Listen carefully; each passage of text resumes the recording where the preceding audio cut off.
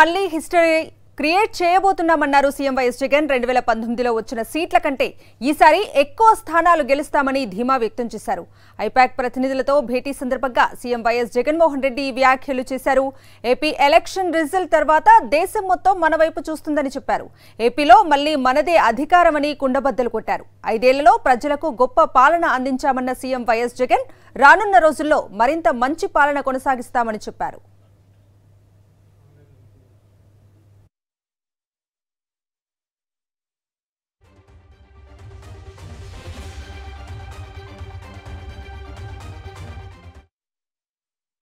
This result would ensure that the whole country would stand up and look towards Andhra Pradesh.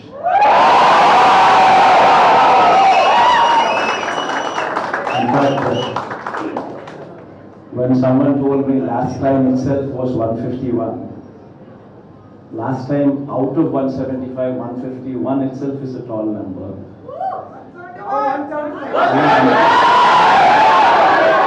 And someone told me 22 out of 25 itself is a tall number.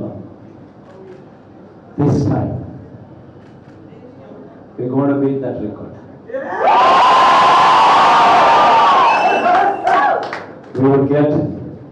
We will surpass 151, we will surpass 250.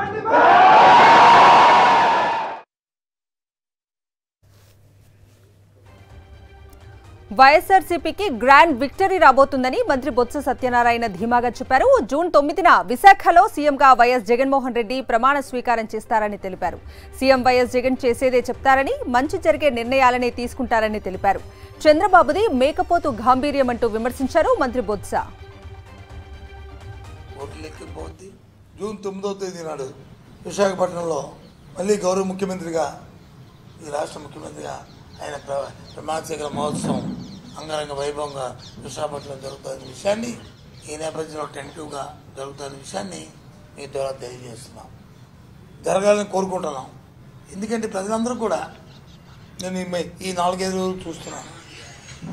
ఎక్కడికి వెళ్ళినా నవమకాలతో బాబు, మళ్ళీ మా బాబు రావాలి, మళ్ళీ మాకు వచ్చి 1వ తారీఖు పెన్షన్ రావాలి, మళ్ళీ మా పిల్లల చదువులు భవిష్యత్తు బాగోవాలి, చదువులు బాగా ఉండాలి అనే మాట ఎక్కడికి వెళ్ళినా సరే వినిపిస్తుంది. ఏపీలో ఎన్నికల అనంతరం హింసపై కేంద్ర ఎన్నికల సంఘం కఠిన చర్యలకు ఉపక్రమించింది. ఎన్నికల అనంతరం జరిగిన హింసపై సిట్తో దర్యాప్తు చేయాలని ఆదేశించింది. ఏపీ డీజీపీ సీఎస్ను పిలిచి ప్రత్యేకంగా సమావేశమైంది కేంద్ర ఎన్నికల సంఘం. పల్నాడు, అనంతపురం ఎస్పీపై సస్పెన్షన్ వేటు వేసింది. తిరుపతి ఎస్పీని బదిలీ చేయడంతో పాటు డిపార్ట్మెంటల్ ఎంక్వైరీకి ఆదేశించింది. పల్నాడు, అనంతపురం, తిరుపతిలోని 12 మంది ఎస్ఐలపై సస్పెన్షన్ వేటు వేయడంతో డిపార్ట్మెంటల్ ఎంక్వైరీకి ఆదేశించింది. ఈ మొత్తం వ్యవహారంపై 2 రోజుల్లో నివేదిక ఇవ్వాలని రాష్ట్ర డీజీపీ సీఎస్ను కేంద్ర ఎన్నికల సంఘం ఆదేశించింది.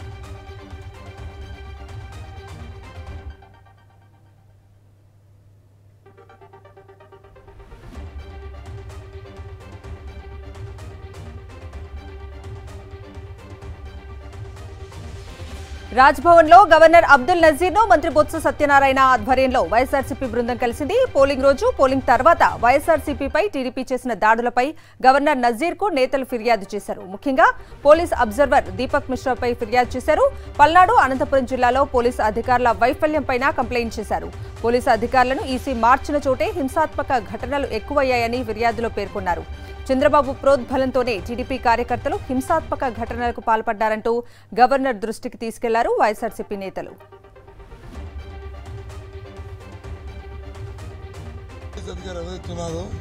అబ్జర్వర్ కింద వచ్చిన రిటైర్డ్ పోలీస్ ఆఫీసర్ ఎవరైతున్నారు వారి మీద, దీపక్ మిశ్రా మీద మరి ఎలక్షన్ కమిషన్కి తమ పరిధిలో ఏది ఉంటుంది, ఎలక్షన్ కమిషన్తో న్యాయ విచారణ మీరు రిపోర్ట్ తెప్పించుకొని ఎలక్షన్ కమిషన్ చెప్పి వారికి బదులు ఇంకెవరినైనా పెట్టుకోండి, మాకు అభ్యంతరలే. దేశంలో ఉన్న ఏ అధికారినే పెట్టండి, కానీ ఇంత పక్షపాత నిష్పత్తి చేస్తున్న అధికారిని పెట్టడం సమంజసం కాదనేది విషయాన్ని గవర్నర్ గారికి చెప్పాం. ఆయన పరిశీలిస్తున్నారు, ఆయన పరిధిలో చేస్తున్న విషయాన్ని చెప్పాం. నిష్పక్షపాతంగా జరపవలసినటువంటి ఎన్నికల్ని పక్షపాత ధోరణితో ఏకపక్షంగా ఒక పార్టీకి కొమ్ము కాస్తూ ఇవాళ ఎన్నికల ప్రక్రియను ఏ రకంగా ఎవరెవరు నడిపిస్తున్నారో, పాత్రదారులు ఎవరో, సూత్రధారులు ఎవరో ప్రతిదీ కూడా వారికి కేటగారికల్ గా గవర్నర్ గారికి వివరించడం జరిగింది. ఓట్లు అయిపోయింది, ఇక్కడి నుంచి పోరా అని చెప్పి అన్నా కూడా పోట్లాడు. ఇక్కడి నుంచి ఇంకా ఏం చేద్దామని, ఎన్ని ప్రాణాలను హరిద్దామని, ఈ ఆంధ్ర రాష్ట్రాన్ని వల్లకాడు చేద్దామని భారతీయ జనతా పార్టీ, తెలుగుదేశం పార్టీ కలిసి ఏం చేద్దాం అనుకుంటున్నారు? అంటే 4వ తారీఖు లోపు ఈ రాష్ట్రాన్ని వల్లకాడు చేద్దాం అనుకుంటున్నారా? ఈ దీపక్ మిశ్రా అనేవాడిని పెట్టుకుని ఇదే గవర్నర్ గారికి చెప్పాం. తాడిపత్రిలో అల్లర్లు సృష్టించిన టీడీపీ నేతలపై కేసు నమోదైంది. టీడీపీ అభ్యర్థి అస్మిత్ రెడ్డి, జేసీ ప్రభాకర్ రెడ్డి సహా 526 మందిపై కేసు నమోదు చేశారు. పోలింగ్ అనంతరం ఎమ్మెల్యే పెద్దారెడ్డి ఇంటిపై రాళ్ల దాడి చేశారు టీడీపీ నేతలు. ప్రస్తుతం జేసీ ప్రభాకర్ రెడ్డి, అస్మిత్ రెడ్డి పరారీలో ఉన్నారు. ఇప్పటివరకు 55 మందిని అరెస్ట్ చేశారు పోలీసులు.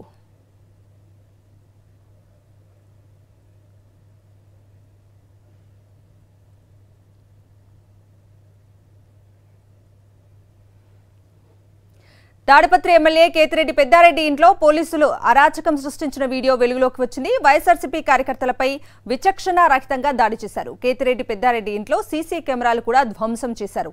కంప్యూటర్లు, ఫర్నిచర్ ధ్వంసం చేశారు. ఎస్పీ అమిత్ బర్దర్, ఏఎస్పీ రామకృష్ణ చౌదరి వైఖరిపై సర్వత్రా విమర్శలు వెల్లువెత్తుతున్నాయి.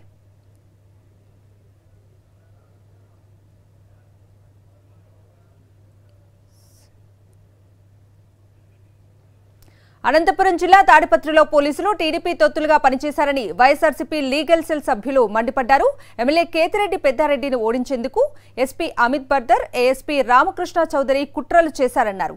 ఎమ్మెల్యే కేతిరెడ్డి పెద్దారెడ్డి ఇంటిపై జరిగిన దాడికి ఎస్పీ, ఏఎస్పీ నైతిక బాధ్యత వహించాలని డిమాండ్ చేశారు.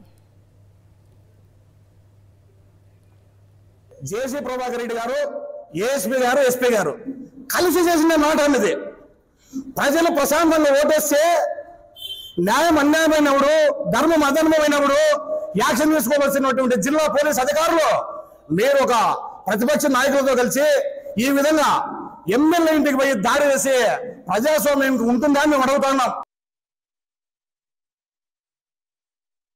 పోలీసు వాళ్ళు ముందు ఇలాంటి సంఘటనలు చేస్తే పోలీసు వాళ్ళు అడ్డుకోలేదు అంటే ఇది ప్రజాస్వామ్యంలో మనం ఎక్కడికి వెళ్తున్నాం? మన ప్రజాస్వామ్య దేశంలో ఉన్నాము. ప్రజాస్వామ్యం ఇలాంటి సంఘటనలు ఊరుకుంటే ప్రజాస్వామ్యాన్ని క్వశ్చన్ చేసినట్టు.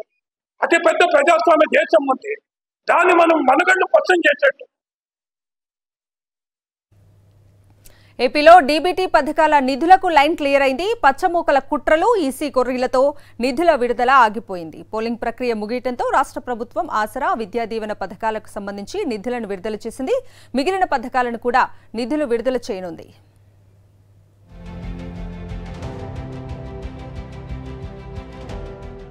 ఏపీలో పేదల పథకాలపై పచ్చ కూటమి తొలి నుంచి కుట్రలు పన్నుతూనే ఉంది. తొలుత నిమ్మగడ్డ రమేష్ ను అడ్డుపెట్టుకుని పింఛన్ల పంపిణీని అడ్డుకున్న చంద్రబాబు ఆ తరువాత ఎన్నికల సంఘాన్ని అడ్డుపెట్టుకుని సంక్షేమ పథకాలకు కూడా అడ్డుకట్ట వేశారు. బీజేపీతో కేంద్ర ఎన్నికల సంఘంపై ఒత్తిడి తీసుకొచ్చి మరీ పేదల పథకాల నిధులు విడుదల కాకుండా అడ్డుకున్నారు చంద్రబాబు. అయితే పేదల పథకాల విషయంలో పోరాటం చేసిన ఏపీ ప్రభుత్వం హైకోర్టును ఆశ్రయించి నిధులు విడుదలయ్యేలా చేసింది. ఈ విషయంలో ఈసీ ఇచ్చిన ఉత్తర్వులను కొట్టేసిన న్యాయస్థానం మే 11 లోపు నిధులు విడుదల చేయొచ్చని ప్రభుత్వానికి సూచించింది. చంద్రబాబు మళ్లీ ఎన్నికల సంఘాన్ని అడ్డుపెట్టుకుని హైకోర్టు ఆదేశాలు కూడా అమలు కాకుండా చేశారు. ఫలితంగా పేదల అకౌంట్లలో పడాల్సిన నిధులన్నీ ఆగిపోయాయి. ఇప్పుడు పోలింగ్ ప్రక్రియ ముగియడంతో నిధుల విడుదల ప్రక్రియ ప్రారంభమైంది. సంక్షేమ పథకాలకు సంబంధించిన నిధులను ప్రభుత్వం విడుదల చేసింది. బుధవారం ఒక్కరోజే ఆసరాకు 1480 కోట్లు విడుదలయ్యాయి. జగనన్న విద్యా దీవెన కింద 502 కోట్లు విడుదల చేశారు. మిగిలిన పథకాలకు నిధులు కూడా విడుదల కానున్నాయి. 2-3 రోజుల్లో నిధుల విడుదలను పూర్తి చేయనుంది ప్రభుత్వం. ల్యాండ్ టైటిలింగ్ యాక్ట్ పై నీతి ఆయోగ్ సంచలన ప్రకటన చేసింది. ల్యాండ్ టైటిలింగ్ యాక్ట్ భేష్ అని చెప్పింది నీతి ఆయోగ్. ఈ చట్టంతో రైతుల భూములు లాక్కునే పరిస్థితి ఉండదని స్పష్టం చేసింది. ఈ చట్టం వల్ల భూములన్నీ మరింత భద్రంగా ఉంటాయని పేర్కొంది. భూములపై రైతులకు సర్వ హక్కులు లభిస్తాయని వెల్లడించింది. పటిష్టమైన భూ యాజమాన్య నిర్వహణకు ల్యాండ్ టైటిలింగ్ యాక్ట్ అని నీతి ఆయోగ్ పేర్కొంది. ఈ చట్టంతో భూ పరిపాలన మరింత సులువుగా జరుగుతుందని తెలిపింది. మొత్తంగా ల్యాండ్ టైటిలింగ్ యాక్ట్ పై పచ్చ మూకలు చేస్తున్న దుష్ప్రచారానికి నీతి ఆయోగ్ చెక్ పెట్టింది. నీతి ఆయోగ్ సమాధానంతో ఇన్నాళ్లు విపక్షాలు చేసినవన్నీ కుట్రలు, కుతంత్రాలేనని తేలిపోయింది. ఫిరాయింపు ఎమ్మెల్సీ జంగా కృష్ణమూర్తిపై అనర్హత వేటు పడింది. జంగా కృష్ణమూర్తిపై అనర్హత వేటు వేస్తూ శాసనమండలి చైర్మన్ మోషన్ రాజు నిర్ణయం తీసుకున్నారు. పార్టీ ఫిరాయించి టీడీపీలో చేరిన జంగా కృష్ణమూర్తిపై వైఎస్ఆర్సీపీ నేతలు మండలి చైర్మన్ కు ఫిర్యాదు చేశారు. దీనిపై విచారించిన మండలి చైర్మన్ మోషన్ రాజు జంగా కృష్ణమూర్తిని అనర్హుడిగా ప్రకటిస్తూ నిర్ణయం తీసుకున్నారు.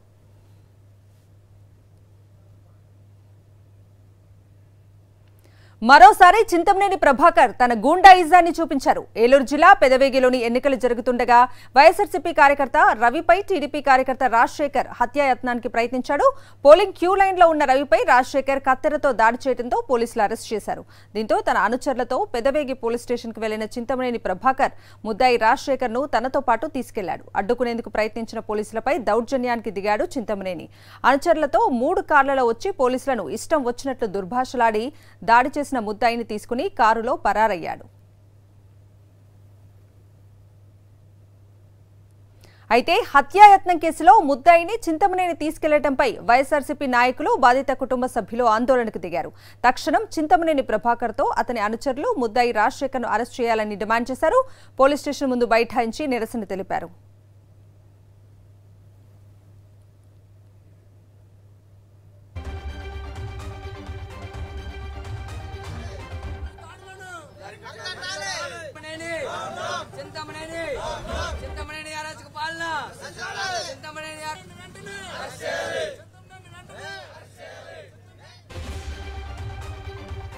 భారీ వర్షం భాగ్యనగరాన్ని వణికిస్తోంది. హైదరాబాద్ నగరంలో పలు చోట్ల కుండపోత వర్షం కురుస్తోంది. ఎల్బీ నగర్ నుంచి ఇటు పటాన్ చెరు వరకు భారీ వర్షంతో లోతట్టు ప్రాంతాలు జలమయమయ్యాయి. ఎల్బీ నగర్, దిల్సుఖ్ నగర్, చంపాపేట ప్రాంతాలను వర్షం ముంచెత్తింది. చిన్నపాటి వర్షానికే చిగురు టాకులా వణికిపోయి హైదరాబాద్ నగరం కుండపోత వర్షంతో అతలాకుతలమైపోతోంది. భారీ వర్షంతో రోడ్లపై మోకాల్లోతు నీళ్లు చేరటంతో వాహనదారులు తీవ్ర ఇబ్బందులు పడుతున్నారు. ఇక భారీ వర్షానికి పలు ప్రాంతాల్లో వాహనాలు నిలిచిపోయాయి. భారీ వర్షంతో హైదరాబాద్ లోని పలు ప్రాంతాల్లో ట్రాఫిక్ నిలిచిపోయింది. ముఖ్యంగా జూబ్లీహిల్స్, బంజారాహిల్స్, పంజగుట్ట, కూకట్పల్లి ప్రాంతాల్లో వాన ముంచెత్తుతోంది. ఒక్కసారిగా వాతావరణం మారిపోయి వర్షం పడుతుండటంతో ట్రాఫిక్ నిలిచిపోయింది. ద్విచక్ర వాహనాల మీద వెళ్లే వాళ్లు మెట్రో పిల్లర్ల కింద ఆగిపోయారు. రోడ్లు మురుగునీటితో నిండిపోవడంతో ప్రయాణికులు ఇబ్బందులు పడుతున్నారు.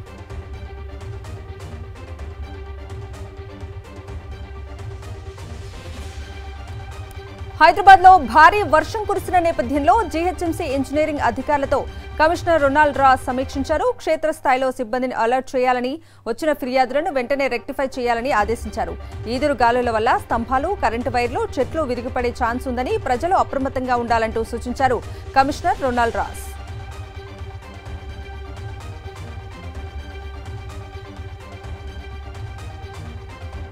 నిజామాబాద్ జిల్లా ఆర్మూరు మాజీ ఎమ్మెల్యే జీవన్ రెడ్డికి షాక్ ఇచ్చారు ఆర్టీసీ అధికారులు. జీవన్ రెడ్డికి సంబంధించిన షాపింగ్ కాంప్లెక్స్ ను ఆర్టీసీ అధికారులు సీజ్ చేశారు. ఆర్టీసీ స్థలంలో లీజుపై నిర్మించిన shopping complex Vishwajit infrastructure private limited వారికి నోటీసులు ఇచ్చినా పట్టించుకోలేదని అధికారులు వెల్లడించారు. మాల్ అద్దె బకాయిలు గడువులోపు చెల్లించని నేపథ్యంలో హైకోర్టు ఉత్తర్వుల మేరకు గేటుకు తాళం వేసి సీజ్ చేశారు ఆర్టీసీ అధికారులు.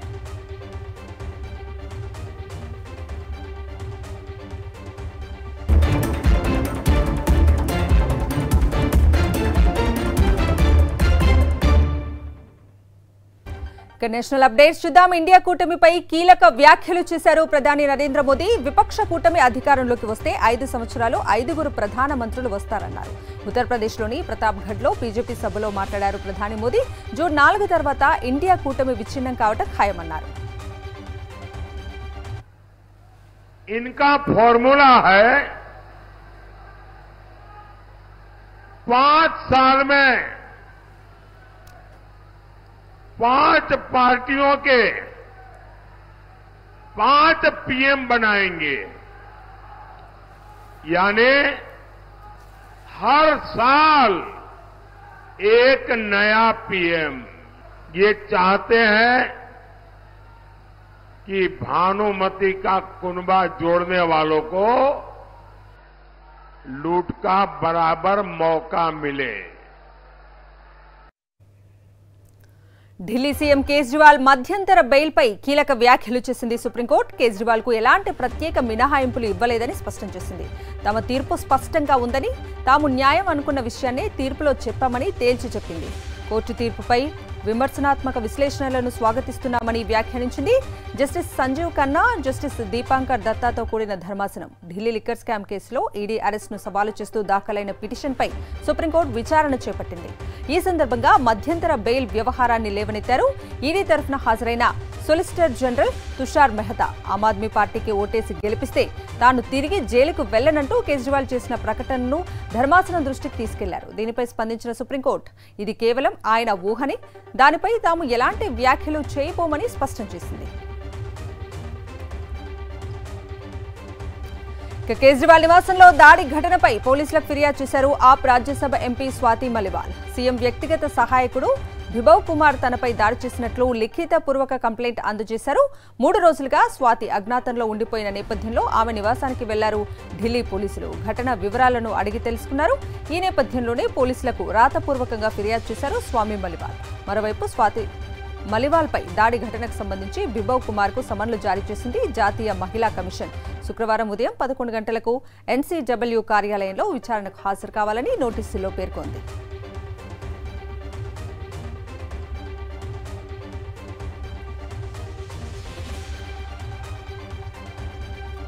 రాజ్యసభ ఎంపీ స్వాతి మలివాల్పై దాడి ఘటన ఆమ్ ఆద్మీ పార్టీని ఉక్కిరిబిక్కిరి చేస్తుంది. ఈ వ్యవహారంపై మీడియా ప్రశ్నలకు మౌనం దాల్చారు ఢిల్లీ సీఎం అరవింద్ కేజ్రీవాల్. లక్నోలో ఎస్పీ చీఫ్ అఖిలేష్ యాదవ్తో కలిసి ప్రెస్ మీట్ నిర్వహించిన కేజ్రీవాల్ను స్వాతి మలివాల్ అంశంపై ప్రశ్నించారు మీడియా ప్రతినిధులు. అయితే సమాధానం చెప్పకుండా కేజ్రీవాల్ మౌనం వహించగా ఆప్ ఎంపీ సంజయ్ సింగ్ మాట్లాడారు. మణిపూర్ ఘటనను గుర్తు చేశారు. అంతకుముందు లక్నో ఎయిర్పోర్ట్లోనూ స్వాతి అంశంపై మీడియా ప్రశ్నలకు సమాధానం చెప్పకుండానే కారెక్కి వెళ్లిపోయారు కేజ్రీవాల్. ఆ సమయంలో బిభవ్ కుమార్ కేజ్రీవాల్ వెంటే ఉన్నారు. దీనికి సంబంధించిన ఫోటోలు, వీడియోలు సోషల్ మీడియాలో షేర్ చేసిన బీజేపీ కుమార్కు కేజ్రీవాల్ అండ ఉందంటూ విమర్శలు గుప్పించింది. ఢిల్లీ లిక్కర్ పాలసీ సిబిఐ కేసులో బీఆర్ఎస్ ఎమ్మెల్సీ కవిత బెయిల్ పిటిషన్పై విచారణను ఢిల్లీ హైకోర్టు ఈ నెల 24కు వాయిదా వేసింది. బెయిల్ పిటిషన్పై సిబిఐకి నోటీసులను జారీ చేసింది. ఇప్పటికే లిక్కర్ పాలసీ ఈడీ కేసులో బెయిల్ పిటిషన్పై మే 10న ఈడీకి కోర్టు నోటీసులు ఇచ్చింది. ఈడీ, సిబిఐ 2 కేసుల్లోనూ బెయిల్ పిటిషన్లపై ఈ నెల 24న ఒకేసారి విచారణ చేపట్టనున్నట్లు ఢిల్లీ హైకోర్టు తెలిపింది.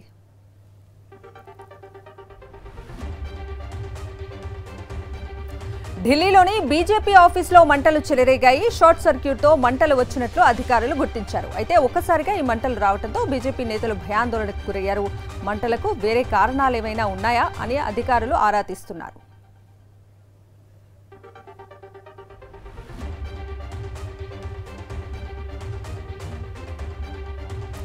లోక్సభ ఎన్నికల వేళ గుట్టలుగా బయటపడుతున్న నోట్ల కట్టలు సంచలనం సృష్టిస్తున్నాయి. ఇటీవల జార్ఖండ్లోని ఒక మంత్రి పిఏ పని మనిషి ఇంట్లో 37 కోట్లు గుర్తించిన దర్యాప్తు అధికారులు తాజాగా మహారాష్ట్రలోనూ మరో రహస్య ఖజానా గుట్టు రట్టు చేశారు. 72 గంటల పాటు జరిపిన సోదాల్లో 170 కోట్ల విలువైన సొత్తును స్వాధీనం చేసుకుంది ఐటీ విభాగం. అందులో 8 కేజీల బంగారం, 14 కోట్ల నగదు ఉందని అధికారిక వర్గాలు వెల్లడించాయి. పన్ను ఎగవేతకు సంబంధించిన ఆరోపణలతో నాందేడ్లోని ఆర్థిక లావాదేవీలు జరిపే సంస్థలపై ఈ సోదాలు జరిగాయి. ముంబైలోని ఘాట్ కోపర్ వద్ద హోర్డింగ్ కుప్పకూలిన ఘటనలో మృతుల సంఖ్య 16కు చేరింది. శిథిలాలను తొలగిస్తుండగా మరో 2 మృతదేహాలు బయటపడ్డాయి. Air traffic control retired manager మనోజ్తో పాటు ఆయన భార్య మృతి చెందినట్లు నిర్ధారించారు. నెల 13న ముంబైలోని పలు ప్రాంతాల్లో ఈదురుగాలులు బీభత్సం సృష్టించడంతో ఒక పెట్రోల్ బంక్పై భారీ హోర్డింగ్ కుప్పకూలింది. ఈ శిథిలాలను తొలగిస్తుండగా కారులో వీరి మృతదేహాలు బయటపడ్డాయి.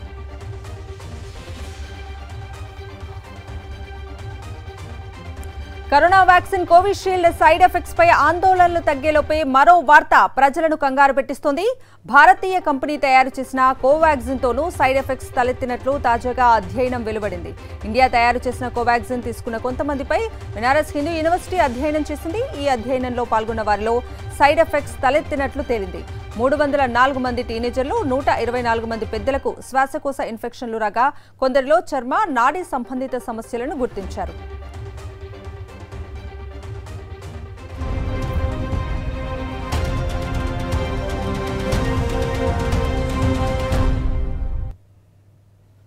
ఇక ఇంటర్నేషనల్ అప్డేట్స్ చూద్దాం. గాజా పోరులో ఇజ్రాయెల్ కు భారీ షాక్ తగిలింది. ఐడిఎఫ్ పొరపాటు కారణంగా 5గురు ఇజ్రాయెల్ సైనికులు ప్రాణాలు కోల్పోయారు.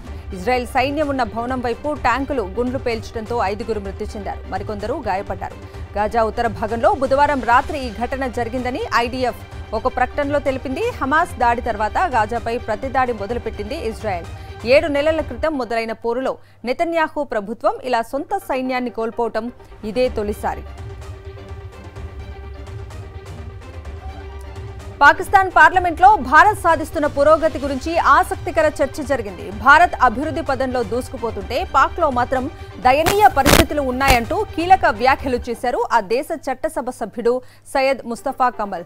భారత్ చంద్రుడిపై కాలు మోపుతుంటే పాక్ మాత్రం మురుగు కాలువల్లో పిల్లల మరణాలను నివారించలేకపోతుందంటూ వాపోయారు. ఆయన ప్రసంగం సోషల్ మీడియాలో వైరల్గా మారింది.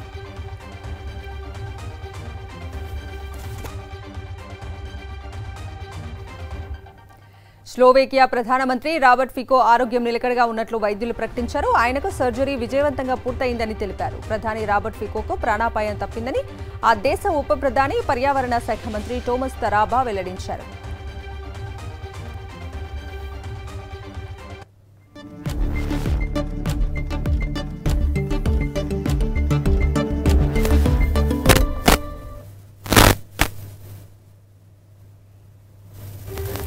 బిజినెస్ అప్డేట్స్ చూద్దాం. దేశీయ స్టాక్ మార్కెట్లు భారీ లాభాలను మూటగట్టుకున్నాయి. అంతర్జాతీయ ప్రతికూలతల కారణంగా ఇవాళ ఉదయం నుంచి సూచీలు ఒడిదుడుగులకు గురయ్యాయి.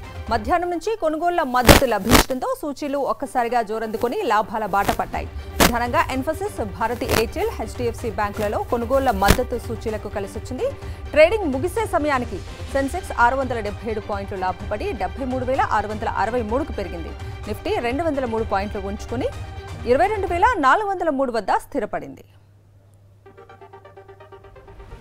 పసిడి ప్రియులకు భారీ షాక్ తగిలింది. వరుసగా 3 రోజుల పాటు దిగొచ్చిన బంగారం ధర ఒక్కసారిగా షాక్ ఇచ్చింది.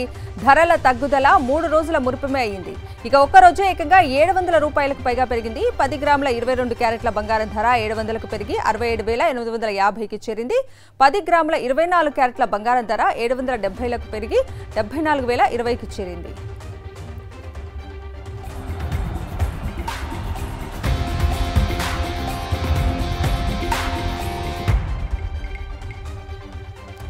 స్పోర్ట్స్ అప్డేట్స్ చూద్దాం. Andhra premier league season 3 June 30వ తేదీ నుంచి ప్రారంభమవుతుందన్నారు Andhra cricket association secretary Gopinath Reddy. ఈ సీజన్లో 6 జట్లు పాల్గొంటాయని, స్టార్ స్పోర్ట్స్ తెలుగు నేషనల్లో ప్రత్యక్ష ప్రసారం జరుగుతుందని తెలిపారు. ఈ సీజన్కు సంబంధించి మినీ ఆక్షన్ జరుగుతోందని, ఈ ఏడాది మరింత విజయవంతంగా టోర్నమెంట్ నిర్వహిస్తామన్నారు.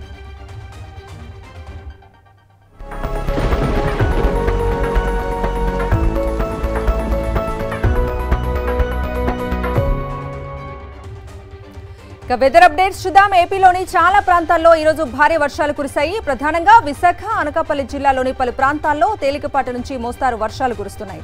అల్లూరు జిల్లాలోని కొన్ని ప్రాంతాల్లో ఉరుములు, మెరుపులతో కూడిన వర్షాలు పడుతున్నాయి. కోస్తా మీదుగా కొనసాగుతున్న ద్రోణి ప్రభావం వల్ల వర్షాలు పడుతున్నట్లు వాతావరణ శాఖ చెబుతోంది.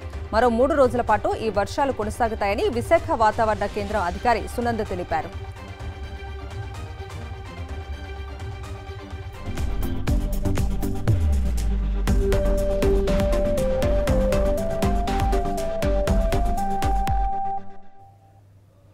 తెలంగాణలో సింగిల్ స్క్రీన్ థియేటర్స్ బంద్ పై Telangana film chamber of commerce లెటర్ను విడుదల చేసింది. కంటెంట్ లేని కారణంగా థియేటర్స్ బంద్ చేయాలని ఎగ్జిబిటర్స్ స్వచ్ఛందంగా నిర్ణయం తీసుకున్నట్లు తెలిపారు. ఈ విషయంలో ఎగ్జిబిటర్స్ తెలంగాణ ఫిల్మ్ ఛాంబర్ ని సంప్రదించలేదని, ఈ నిర్ణయం ఎగ్జిబిటర్స్ వ్యక్తిగతంగా నిర్ణయంగా వెల్లడించారు.